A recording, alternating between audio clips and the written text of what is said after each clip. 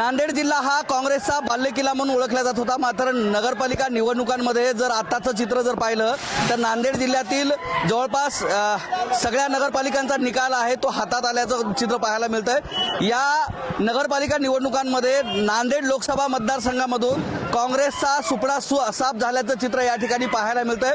प्रामुख्यानं जर पाहिलं तर कंधार नगर परिषदेमध्ये काँग्रेसचा नगराध्यक्ष झालेला आहे, तर हिमायतनगर मतदारसंघामध्ये नगरपालिकेवर काँग्रेसचा नगराध्यक्ष झाल्याचं पाहायला मिळतंय। मात्र ह्या दोन्ही जे नगरपालिका क्षेत्र आहेत तर कंधार नगरपालिका ही लातूर लोकसभा मतदारसंघामध्ये जाते, तर या ठिकाणची जी हिमायतनगर नगरपालिका आहे ती हिंगोली लोकसभा मतदारसंघामध्ये जाते। एकूण नांदेड लोकसभा मतदारसंघामध्ये जर चित्र जर पाहिलं तर या ठिकाणी कधी काळी काँग्रेसचा बालेकिल्ला असणाऱ्या नांदेड लोकसभा मतदारसंघामध्ये आता काँग्रेसचा सुपडा साफ झाल्याचं चित्र पाहायला मिळतंय। या ठिकाणी जर पाहिलं तर नवीन काही ज्या पक्ष आहेत त्याच्यामध्ये मराठवाडा जनहित आघाडी या पक्षानं सुद्धा खातं खोलल्याचं पाहायला मिळतं, कारण देगलूर, बिलोली, धर्माबाद या ठिकाणी मराठवाडा जनहित पार्टीचे नगराध्यक्ष झाले तर 3 नगराध्यक्ष या ठिकाणी झालेले आहेत।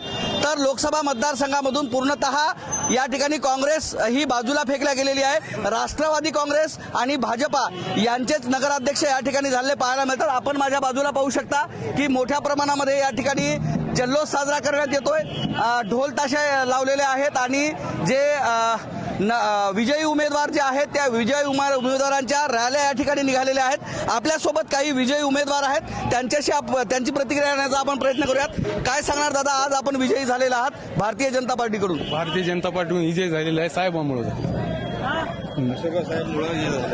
काय भावना आहेत दादा, काय भावना आहेत? माननीय आमच्या राज्याचे माजी मुख्यमंत्री तथा आमचे नेते खासदार अशोकरावजी चव्हाण साहेब यांच्या नेतृत्वावर विश्वास ठेवून आमच्या मुदखेड यांनी त्यांच्या कामावर, त्यांच्या नेतृत्वावर आणि त्यांनी दिलेल्या शब्दावर पाळणारे असल्यामुळे या सर्व मुदखेडच्या लोकांनी त्यांच्या विश्वास दाखविला।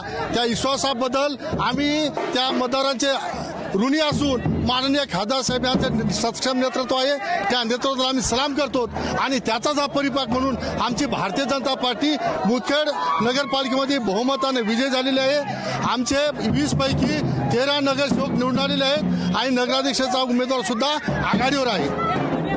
एकूण मुदखेडमध्ये नगराध्यक्ष पदाचा सुद्धा उमेदवार आघाडीवर आहे। या ठिकाणी जवळपास 15 नगरसेवक जे आहेत ते आता भाजपचे विजयी झाले, काही इतरही उमेदवार आहेत। काय भावना आहे दादा, आज आपण विजयी उमेदवार म्हणून या ठिकाणी आहात? साहेबाच्या नेतृत्वाखाली आम्ही साहेबाच्या नेतृत्वाखाली काम करता, साहेबाचा विकास कामात पुऱ्या मुदखेडमध्ये साहेबाचं गोर गरिबाचं घेऊन चालतात, गरिबाचं काम करतात साहेबांना, सगळ्या साहेब मुळं देऊन पुरा विकास करतात, साहेब मुळं देऊन आल्या साहेबामुळं।